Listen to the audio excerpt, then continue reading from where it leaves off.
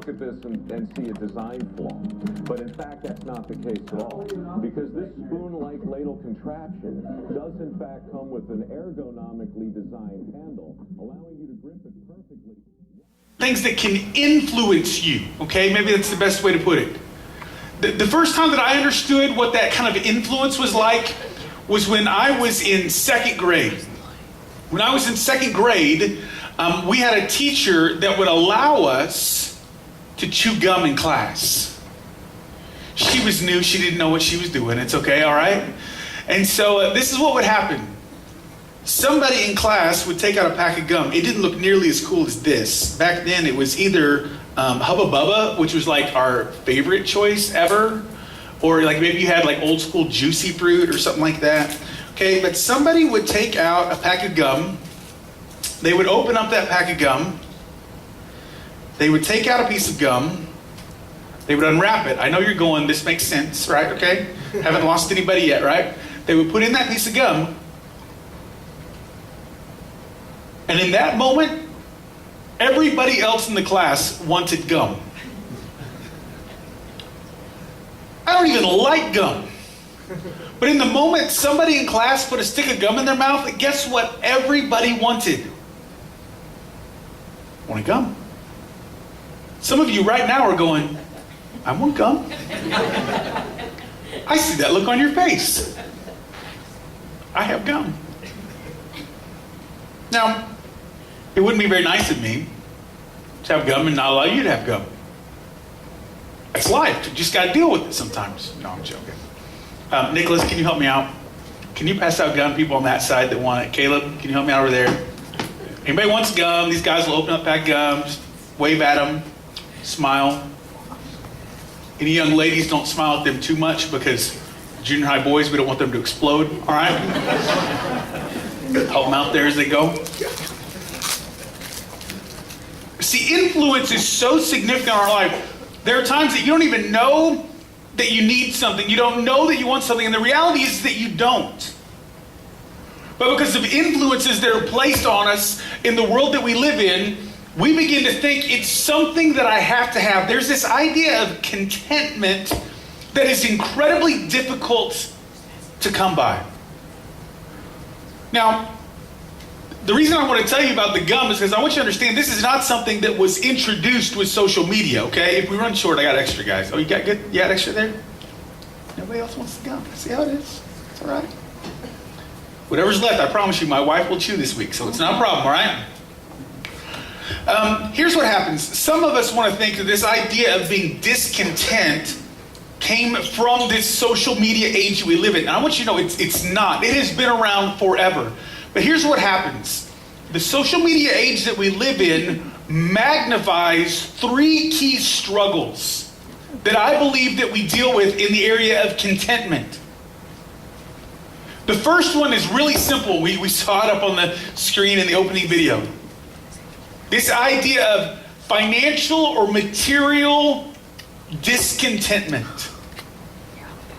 The moment one of your friends posts that they got the latest phone, or they got the latest laptop, or they got the newest car, or they got the different outfit, or they got whatever it was that they got, we didn't even know it was out yet. But all of a sudden, well, how come they've got it and I don't? And there's this immediate sense of discontentment that begins to build up inside of us. I know you say, well, no, that really doesn't bother me. It really doesn't affect me. To some level, it affects many of us. We see other people having something and we want to be able to have it. Sometimes we're not even all that materialistic, or at least we would say that. But then it turns out that we desperately want what we don't have. Now, when I was a kid growing up, I didn't even know that Nike made shoes for a long time. Because we didn't buy shoes where they sold Nikes. Okay? So it was never a danger to me to want that until I went to a place where other people had Nikes. And you weren't cool on the basketball team unless you had Nikes. I have no idea what it is now, okay? But for me then, that's what it was. And you had to have Nikes. and I didn't have Nikes. It didn't affect my basketball playing one bit. Did not affect my ability to get a date from a cheerleader. I had no shot either way, with Nikes or without, all right?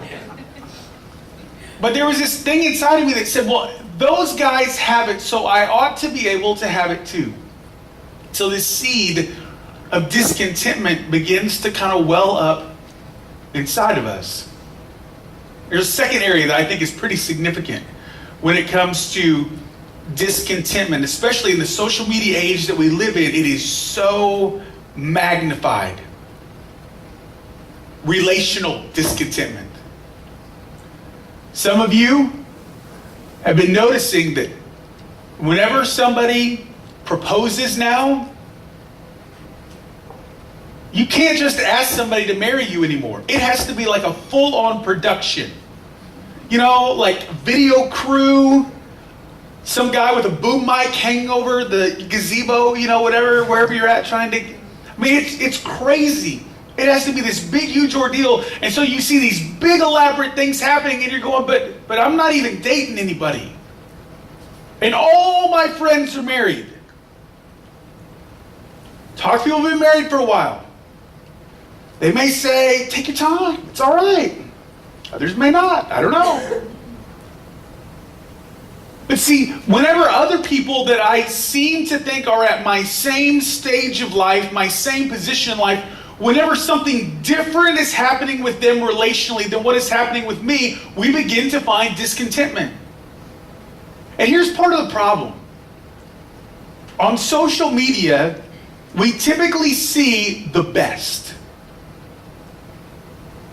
For instance, the other night, got to go to the Royals-White Sox game because the White Sox fans don't want to go anymore. They just don't. And so I got like dirt cheap seats, $15 to sit 12 rows behind the dugout. Pretty awesome. Good night. Caleb and I head to the game.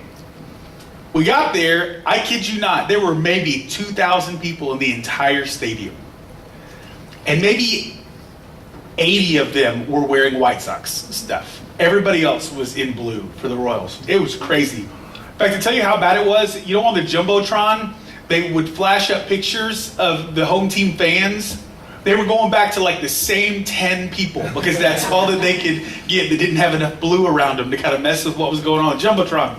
So I'm there, and I'm sitting there, and I'm looking down in front of me. I'm in 12th row.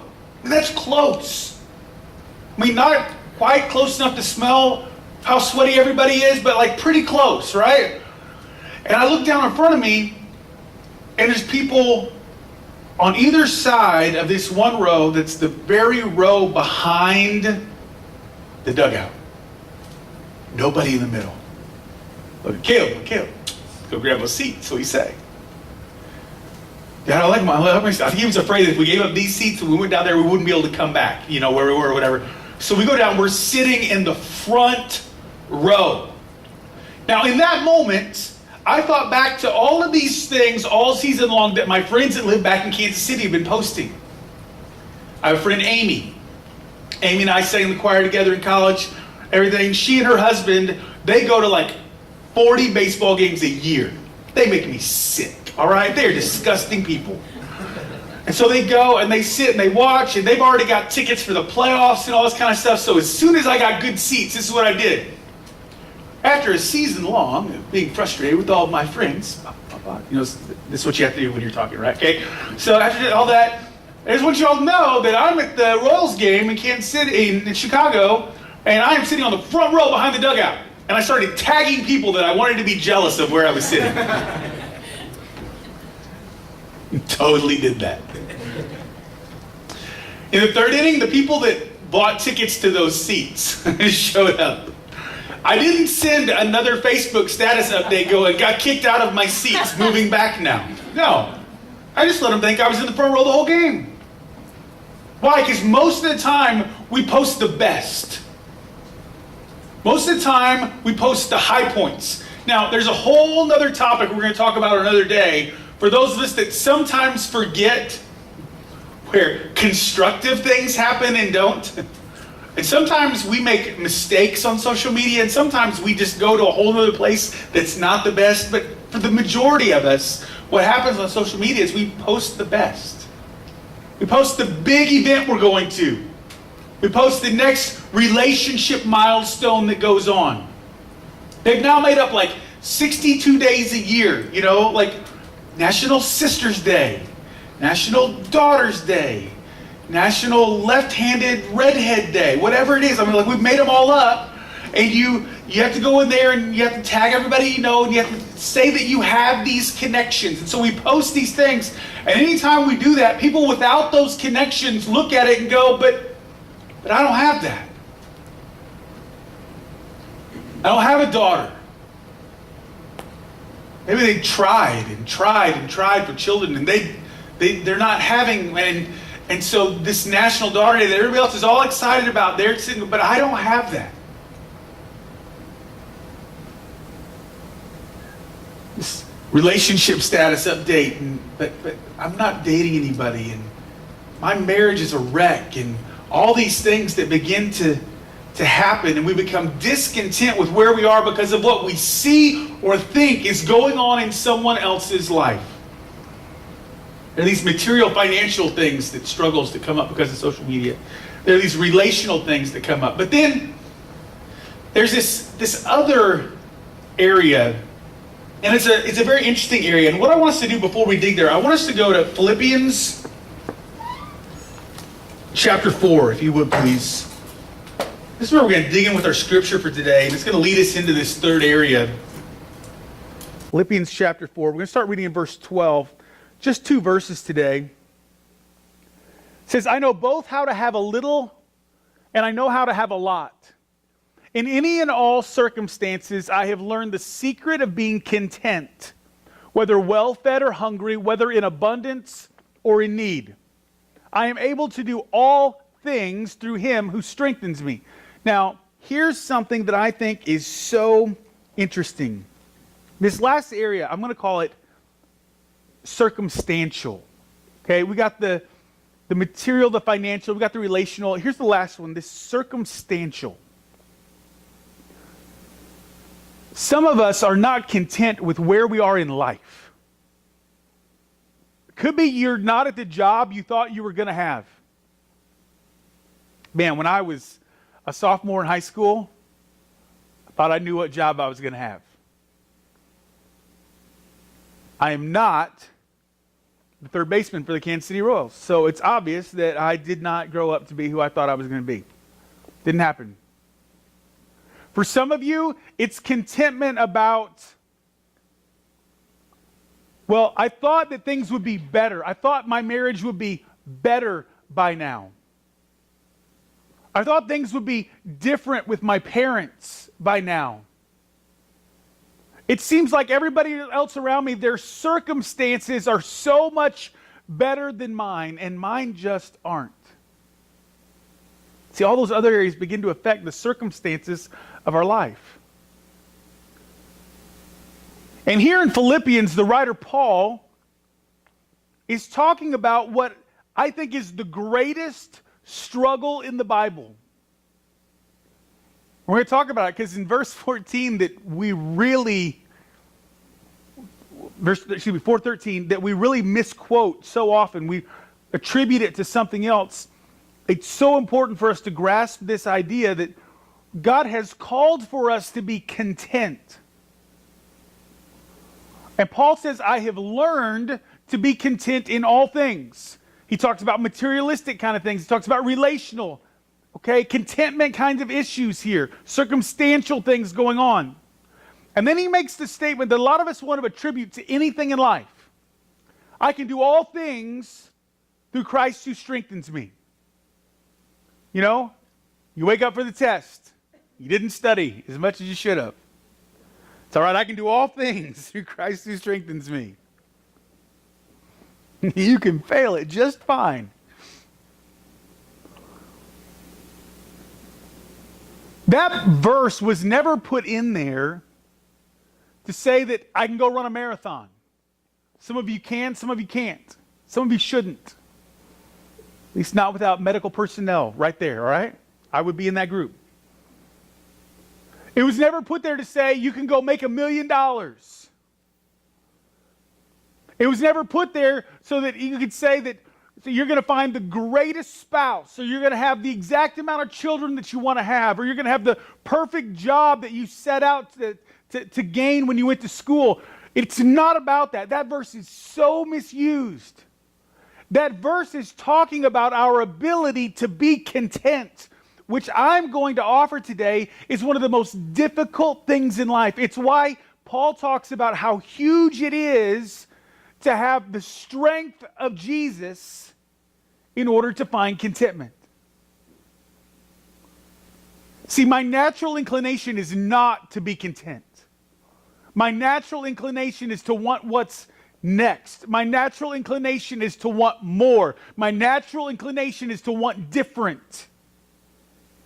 And Paul says right here, I have learned to be content. I have learned to find contentment.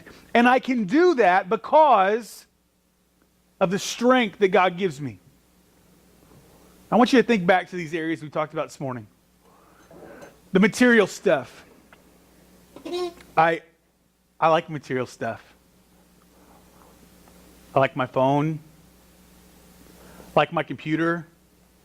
My wife did an amazing thing a couple weeks ago. Tell you how selfless my wife can be. She's going back to school. And she's now working full-time, helping take care of our kids and all the kind of stuff that goes on with that. And she's also going to school full-time. And she will be the first one to tell you that school does not come easily for her. It is a definite struggle for her to deal with some of that. And she received a grant to help her with some of the supplies and things needed for school. And part of that grant money was to go towards the computer. And she was talking to me, she said, honey, we need to get you the new computer and I'll take yours. I fell in love with her all over again right in that moment. I mean, it was like watching her walk down the aisle again. I mean, it was awesome. Because see, to her, she needed something that would function. She needed something that would get the job done for what she needed for school. But she knew that for me, if it's techie and it's new, thank you, Jesus, you know. I mean, I like it. I like the material stuff. It's really funny. In the first week that I had that new computer, I used it twice. I had so many other things going on. I used it twice. And it was a reminder to me in that moment, the materialistic stuff, man, it's nice, but it's not necessary. I enjoy having a car that gets me from point A to point B. Nobody's going to call my car cool. Not going to happen. I pulled up next to a Corvette the other night. I looked at Rachel and go, man, I'd love to have that. Kim and Tim would be all over that. Rachel's like, I hate those things. They're ugly. After taking her to the psychiatrist to have her examined, she's like, see, what to one person materialistically is so important to somebody else just isn't. It's not as big a deal. So what is it? It's about this idea of contentment. Some of us are never content with where we are. Now, let me just put a little pause here for a second. There are some things that it is okay to want different. Okay, if you're at a job that you're not real thrilled with, it's okay to want a different job. It's okay to want to move up. It's okay to want to get that promotion. It's okay to want to do that. But here's what I found. I press towards that while being content with what I have. God, I would love that opportunity, but if you leave me here, I will serve you faithfully wherever you've got me.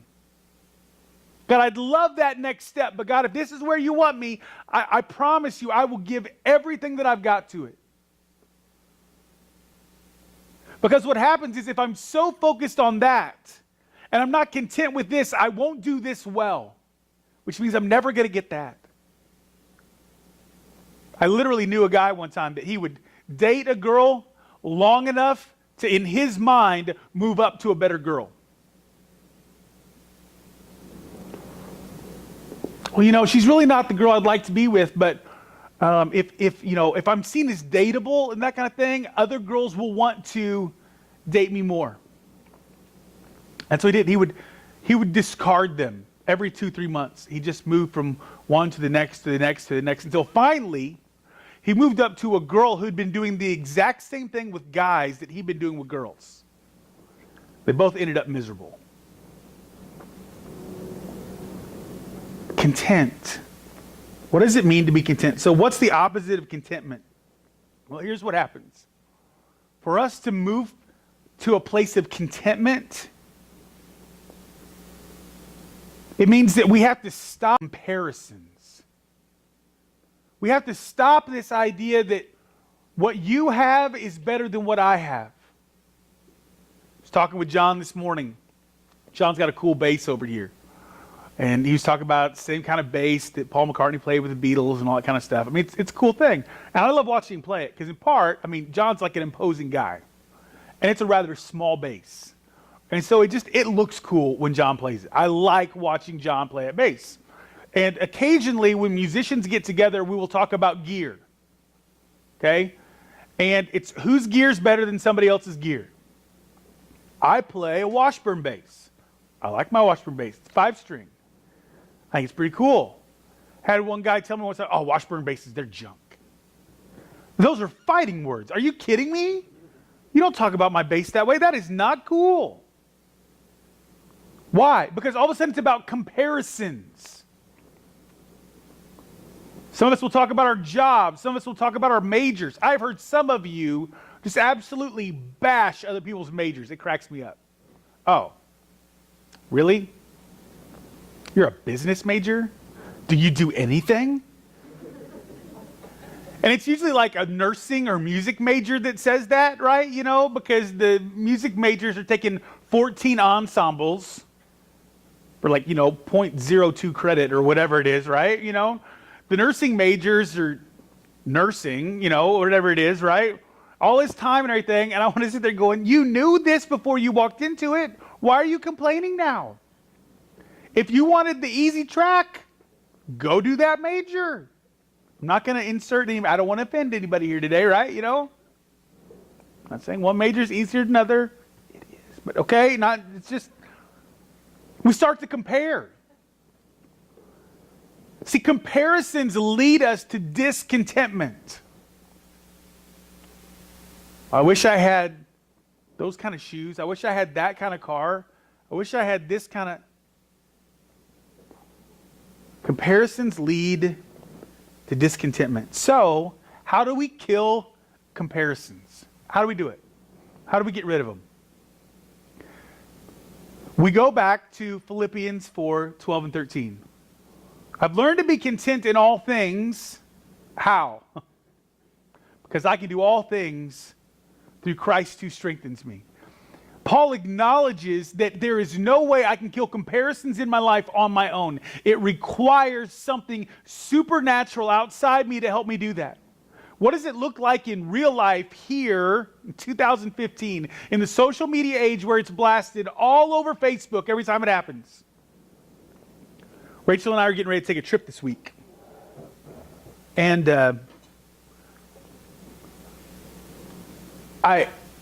I'm thrilled to be able to take this trip. Rachel has some family in this place that we're going to that I've never met. We've been married more than a couple years now, and I haven't met those family members yet. There's one cousin from there that I have got to meet and be around a couple times, and we have a blast together, and I can't wait to get together with her and her husband and just hang out and have a fun time, because Rachel's so much younger than everybody else in her family that we don't have a ton just relationally in common with a lot of them. I mean, her oldest brother's 20 years older than her, and then sisters are like 18 and 16 years older. So it's like having another set of in-law parents. But these particular cousins, they're like our age. And I'm super excited just to go hang out with them and to get to do that kind of thing. I'm really looking forward to it. I was talking to her a few weeks ago, and I said, hey, We don't need to be throwing this around on Facebook that we're going. You look at me like, I'm an idiot, which I kind of am. But here was the reason I was saying it. Because sometimes when we put things out there, it gives an impression that's not true. The place that we're going is California. I know you feel sorry for us now, right? Oh, really? Just while it's getting cold here, you're going to California. And so there are some things that we assume about somebody going to California. Oh, well, they've got money to blow. You haven't seen my bank account then. We're going in part because some of her family made it possible for us to go. Found really cheap flights. We're going to stay in people's homes. We're going to eat with them and not go out every other meal and that kind of stuff. And so I'm always nervous. Here I am in ministry, and what are people going to think? And here I'm going and doing this. And see, what might look like one thing in a Facebook post may not be the reality. I'm convinced that part of the reason why we're supposed to go this week to do this cousin that we were just talking about, found out on Friday that she has stage 2 breast cancer. They're going to be doing surgery soon, going to be going through a bunch of stuff. And we immediately were like, wow, do we even need to be going out there? And she contacted Rachel. She's like, I need you guys here. I need to be surrounded by family right now. And so we're going out to do that. And I'm so thrilled that God has got us in that place. But I understand the social media world that we live in. And my immediate thought was, are people going to see this differently than what it is?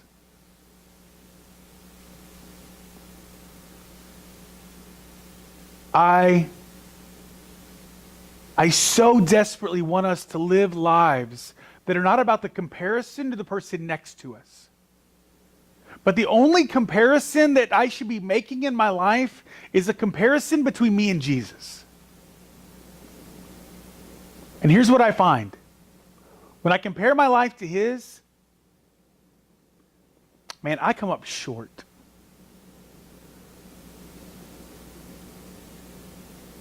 Where are you in your life of contentment? Is it always about finding the next thing to make you happy or not? So here's something I tried this last week as I was prepping for this message and this series and all.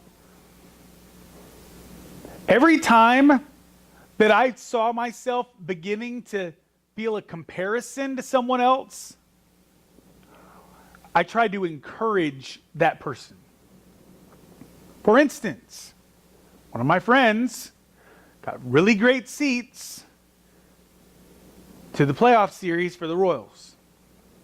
Normally, I would say all sorts of nasty things under my breath about them and just secretly, hope that you don't want them to get seriously hurt or anything, but maybe if they sprained their ankle really bad and couldn't get there, just something so you feel better that you're not sitting in those seats. And instead, I just said, man, I'm so thrilled for you. I hope you post a ton so that we can, see what it's like and what it's going to be and that kind of thing.